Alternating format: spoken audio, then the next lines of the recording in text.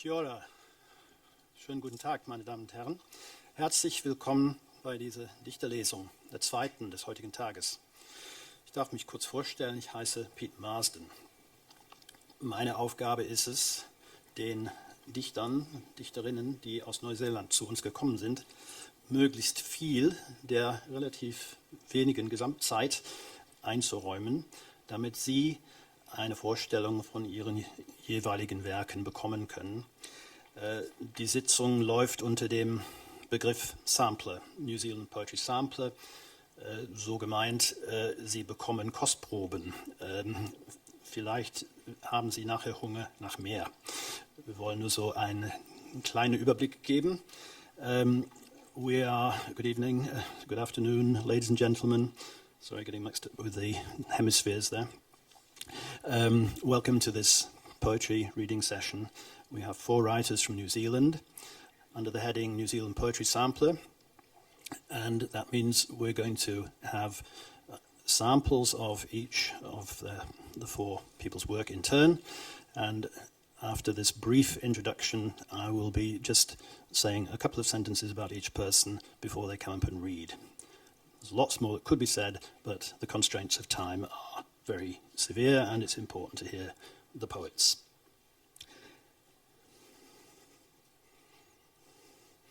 Perhaps we could also add to Sampler the idea that although we're 4 people and we've got a short session, I think the session may give you a sense of the polyphony of voices that now exists in New Zealand poetry, and it's one of the fascinating things about it. So perhaps you could think of this session as not just a sampler, but a Pacific polyphony. Our first speaker, reader, poet today is going to be Harry Ricketts. Harry is originally from London. He's lived in New Zealand, worked there for quite a long time, and he's based at the Victoria University of Wellington, where he teaches English literature. Just one other thing perhaps I think might be important to say about him in this brief intro. Harry is also the editor of an important journal, New Zealand Books, and he's recently co-editor actually, but his co-editor isn't here. This is one of the things that helps me to keep in touch with what's going on down there. And secondly, he's recently co-authored with another colleague a very useful book, which I'd really like to recommend to you if you're not so familiar with the subject. It's called 99 Ways into New Zealand Poetry. And I have to say, as somebody who already was fairly into it, I'm even more into it now than I was before, after sampling that book, browsing that book. Very useful. Thanks for that, Harry.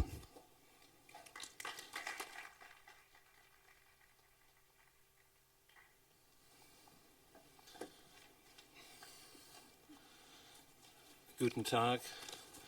Es erfreut mich sehr, hier in Frankfurt zu sein, which is about the limit of what I can offer in German. I'm going to read 2 poems. The first is called Your Secret Life. Your Secret Life.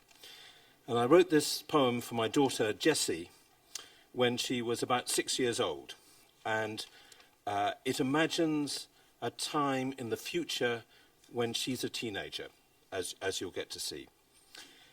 Back then, when I wrote the poem, television in New Zealand used to stop, I think around 12 o'clock at night, and the final thing that you would see on your TV set was a cartoon kiwi and a cat would climb up a pole and go to sleep, and they appear in the poem. Your Secret Life for Jessie. Although she's much older now, she still likes to know I read her poem. I can see it all already, sitting up long after the kiwi and the cat have gone to bed to do whatever it is they do when the screen scrambles to noisy snow. I'll hear you shut the front door with a soft click that makes me jump. Just time to fix a welcoming smile before you bound into the kitchen, perhaps for a drink, blooming with your secret life. What shall we say? Will I blurt out, do you know what time it is? Angry with relief? that you're home at last and apparently unharmed from that film, that party, that lover? Would that be better or more likely than a "had a nice time, sweetheart," poured out with an oh-so-casual cup of tea? Sorry, Dad. Yes, Dad. Not now, not soon, but sometime it will happen.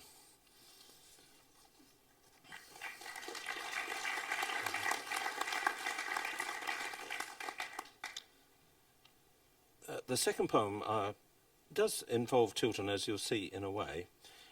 It's called The Necessity of Failure. We live in a world in which we're constantly invited to worship success and to boast of our own success and how successful we are.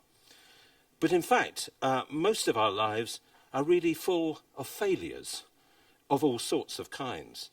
So this is a poem in praise of failure. It sticks up for failure, the necessity of failure. Why this obsession with success, which brings so brief a glow, fading already, one, done it, gone? Afterwards, what then? What next? With failure, there's so much more to savour, so much more to feel. Like a loose tooth, you can jiggle it any time you like. The true friend you can never brush off. Failure is like having children.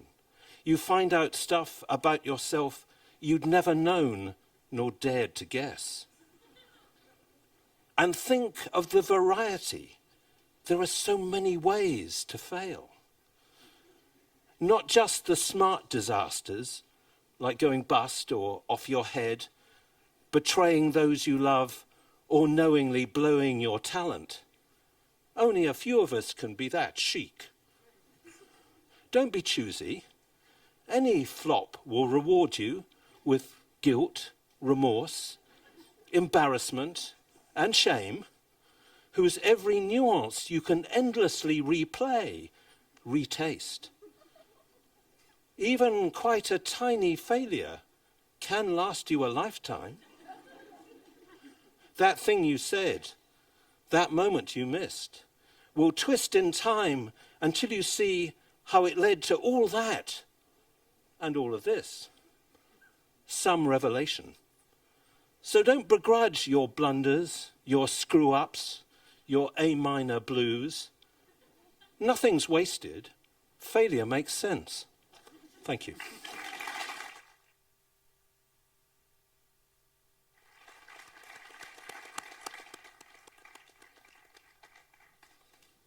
I think you struck a chord in the audience, Harry. Thank you for giving failure a better press than it usually gets. Our next poet is Robert Sullivan. We could say, just to stick to the brevity, the most significant Maori poet living now after the death of Honi Tūwhare 4 years ago. The author of Star Waka, which has very recently come out in German translation under the title Sternenwaka, eine lyrische Maori-Erzählung. Robert was in Hawaii for quite a while. He's come back to his native New Zealand recently to take up a post as a director of a creative writing school in New Zealand. Perhaps competition for Bill Manhire, who knows? Thank you. Robert.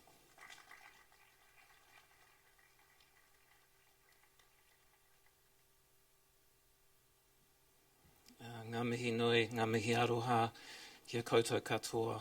Nō reira, tēnā koutou, huri noa, tēnā tātou katoa.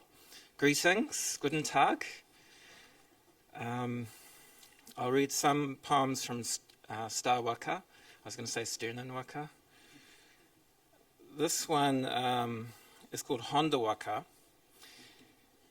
And if you haven't heard of the term waka before, it refers to a vehicle, but also an ancestral voyaging canoe.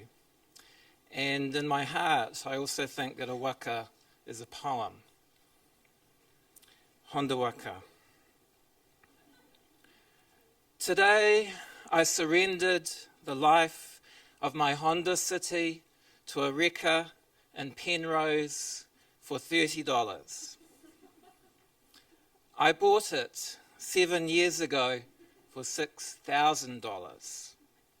It has rust in the lower sills, rust around the side windows. On the warrant of fitness inspection sheet it says, "This car has bad and a lot of rust." That car took me to Uncle Pat's funeral in Bluff. We stopped and gazed at Moiraki, the dream sky, on the way. A friend followed us in it on the way to National Women's for Temuera's birth. We were in her huge Citroen. We went to Otaki and Wellington in the Honda to visit family. The Honda took me to library school, perched next to Victoria Uni. I drove Grandad across the creek in the Honda at night after the family reunion bash. Temuera's first car seat was in the Honda. That Honda has seen a high percentage of my poetry. Now I have left it behind. It's quite true, it's trashed.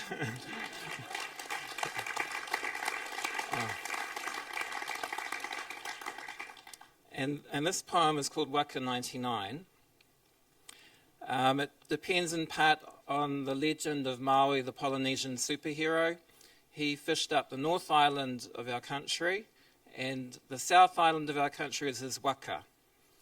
And it also refers to Kupe, who was the first star navigator to find Aotearoa. Waka 99. If waka could be resurrected, they wouldn't just come out from museum doors, smashing glass cases, revolving and sliding doors on their exit. They wouldn't just come out of mountains as if liquefied from a frozen state. The resurrection wouldn't just come about this way. The South Island turned to wood, waiting for the giant crew of Maui and his brothers. Bailers and anchors turned back to what they were when they were strewn about the country by Kupe and his relations.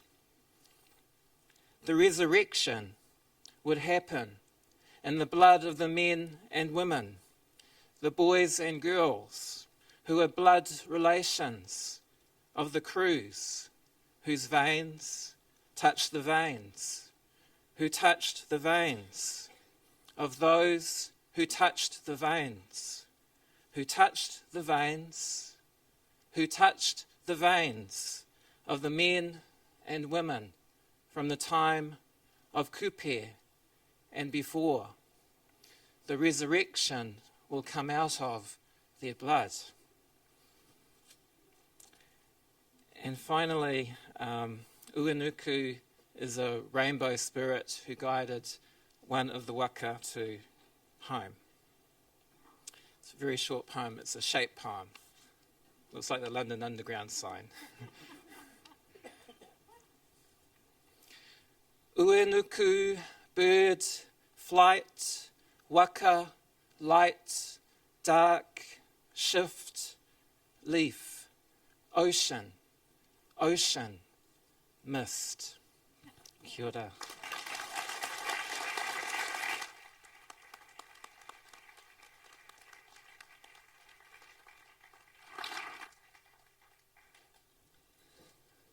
Thank you very much, Robert. Our next reader is Anna Jackson. Anna Jackson is a poet and a fiction writer. She's also an academic and critic, and has recently published one or two important scholarly works. She's written quite a number of poetry collections. with titles such as The Long Road to Tea Time, The Pastoral Kitchen, or The Gas Leak. And one or two acute observers have commented that there seems to be a strain of domesticity behind this. Anyway, lovely to have her here. She's, among other things, a graduate of Bill Manhei's Creative Writing School. Well, she attended it. She got her book, an article in the book. But sorry, if that's wrong, please enlighten us. I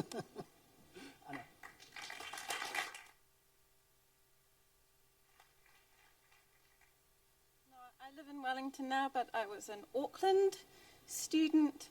I was at university at the time that Carl Stead was teaching a creative writing course that I desperately wanted to take, but he retired the year before I was old enough to take it, and I implored the head of department to let me take it a year early, and I wasn't allowed to. So I had to teach myself to write by writing.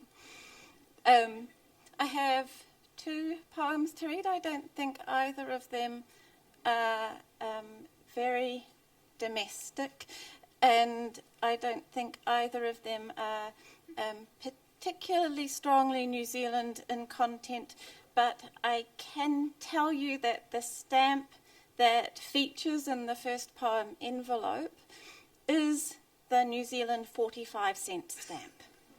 So this is Envelope. I stick a stamp on an envelope. It is a lake, a little glassy, and a mountain behind the lake. A little bit of lake is left behind on my tongue. I would not like to be a fish in that lake. A little bit of me would always be going missing. I would always be leaving the lake for the mountain. And now it is several days later. I'm waiting for a reply. Then I see that the stamp is still attached to me. So that explains my demonic energy lately. That explains how I rose so high, so fast, what everyone means when they refer to my depth.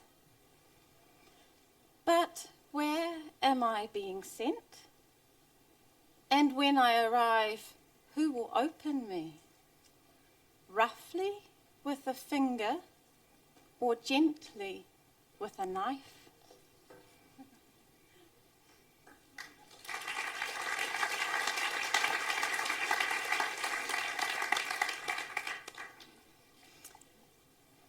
Secondly, salty hair.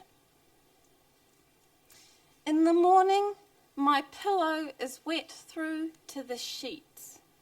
I have to wring out the salt from my hair before I can lift my head and drink 5 cups of coffee before I can speak. But when I open my mouth, an ocean pours out from my eyes. I know just how glaciers must feel when spring comes on, loosening from the inside out, leaking all those hard-won centimetres out in a rush to the sea. And the sea. Oh, I know how the sea feels, swallowing more and more, with more still coming at it, not a hope of lying still when you are overflowing, your own insides turning endlessly over and beaching themselves on each and every shore. You wish the shores would go away, but thank you all the same for holding out your sands. Thank you.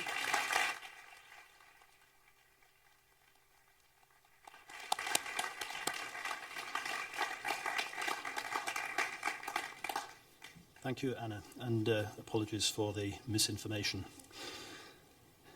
Our last speaker is Jan Kemp. I think one could say that Jan Kemp is an archetypal example of what in New Zealand is called a godwit, a bird which, in contradistinction to the kiwi, a flightless bird, is probably about the most flightful bird that exists. It migrates from New Zealand to Alaska, it's about 12,000 kilometres, without a rest or a break. Well, she hasn't been that far, but she spent quite a lot of time living abroad in the Pacific, in the Far East, in Canada, living and working there. And now the godwit has landed near Frankfurt, and she's decided to settle in this hemisphere. She lives in Kronberg im Taunus. Bald wird sie Ehrenbürgerin, denke ich, wenn es so weitergeht. And she's going to read us 2 or 3 of her poems now. Thank you.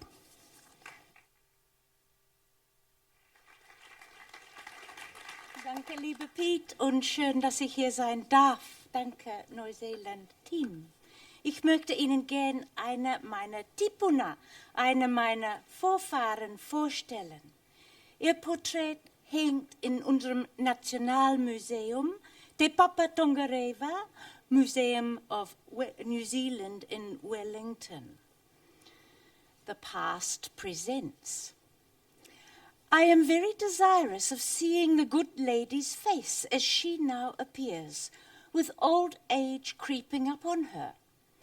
I would choose her painted on a small half-length, sitting in as natural a posture as possible. I shall leave the picturesque disposition entirely to yourself, and I shall only observe that gravity is the choice of dress. I quote John Greenwood in London to John Singleton Copley in Boston, Spring 1770. Und obwohl es sehr dunkel hier ist das Porträt, das Gemälde, das in Te Papa ist, von meiner, wie Sie hören werden, Urgroßmutter. Sie heißt Mrs. Humphrey Devereux. Humphrey. Mrs. Humphrey Devereux in Te Papa, a full octave of generations removed, present in a gilt frame, sitting upright at a Pembroke table, left arm gloved and black from elbow to half hand. She rests the sapphire-ringed forefinger on the others, on the long, winkingly polished mahogany. Her right hand and forearm bare, forefinger on one cheek, Her chin rests there in the easy groove between thumb and folded second finger. Her crisply bonneted face quite manly about the nose and brow. Her grey-blue eyes look simultaneously steady into all worlds, present, past, and future. At 70, in autumn 1770, she sat for it, 3 husbands behind her. Son of her first, Samuel Greenwood, was John the painter, whose grandson, John Danforth Greenwood, came with Sarah Field, his wife, 5 children, and the portrait of Mrs. Humphrey Devereux, on board the Phoebe in 1853 to Motueka. And now, counting down the branches of their tree, John Graham Mary, Ellen Jane Charles, Agnes Alfred Frederick, Annie, Fanny, Charlotte, who married Dr. William Kemp, my grandfather's father, and not to forget their 13th, Katie, there is me. So he'd know how his mother looked in age after the death of his father, remarried to a Mr. Prince who died, remarried to H.D., and she long gone to America. John, the painter, commissioned Mrs. H.D. from his friend, Delacroix's friend, the Bostonian, John Singleton Copley, who did the first racy portrait of a lady, Turkish fashion, in a turban, Mrs. Thomas Gage, Margaret Kemble, the Duchess. He made her a sultana in New York, her head full of untold thoughts, her white elbow sinking into a cushion. our 4 times great-grandmother sits in keeping with ideal, polite posture. She has solemnity, a beauty becoming her age, eclipsing raciness and her own gravely fine clothes. There's a clear calm in her face, and I think how much she's seen. This Miss Mary Charnock of Yorkshire, London and Boston, painted in her 70th year, now permanent resident here. I whisper to her how good it is being so many times so greatly related, in granddaughterly fashion, to a portrait.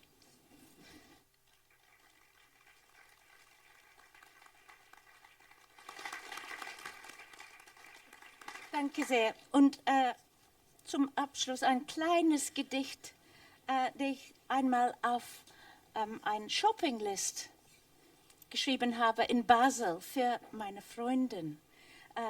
I wrote this poem on her shopping list in her kitchen bench when I was departing. I'll read it first in English and then in German.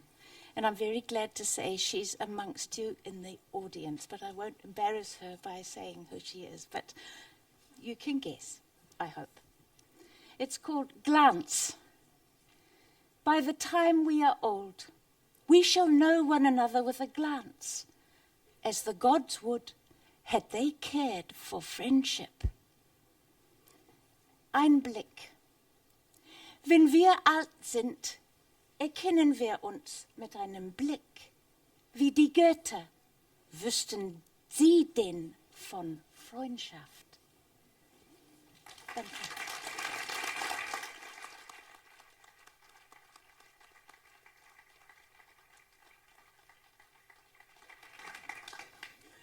Vielen Dank, Jan.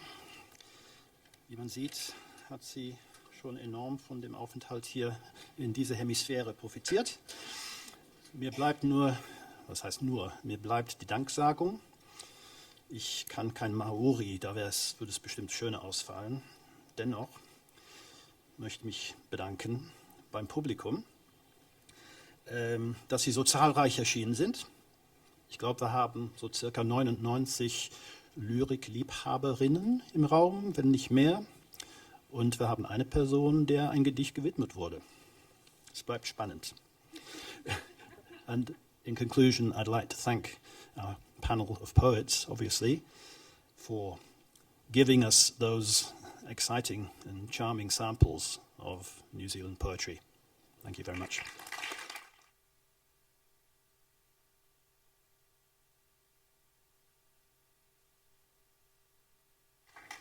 Not to mention humorous.